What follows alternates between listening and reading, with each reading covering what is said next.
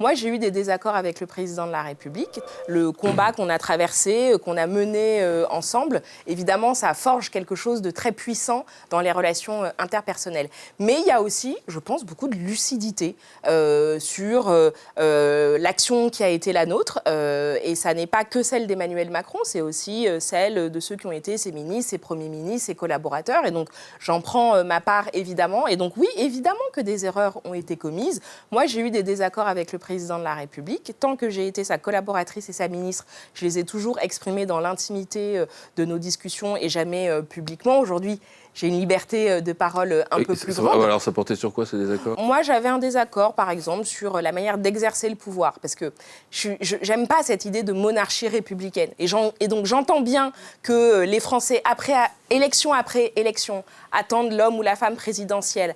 Avec cette espèce d'attitude presque enfantine consistant à penser qu'une personne va tout changer. Et en fait, dans la pratique de l'État, où j'ai occupé des postes de très haut niveau, c'est pas une personne qui change, vous avez une cascade de responsabilités. Moi, j'étais assez peu convaincue de l'effacement des corps intermédiaires. Par ailleurs, il faut quand même relever cette ambiguïté très française chez les citoyens qui à la fois veulent une figure tutélaire et qui en même temps veulent l'abattre. Mais ils veulent pas d'un président normal non plus. Voilà, ils veulent pas non plus d'un président normal. Donc voilà, moi le bilan que je fais de cette période et de l'exercice de la présidence, c'est celle d'un homme qui a voulu et qui veut encore, même s'il n'en a pas les moyens aujourd'hui, réformer, changer, bousculer, disrupter, et qui s'est heurté parfois à lui-même et aussi beaucoup aux circonstances.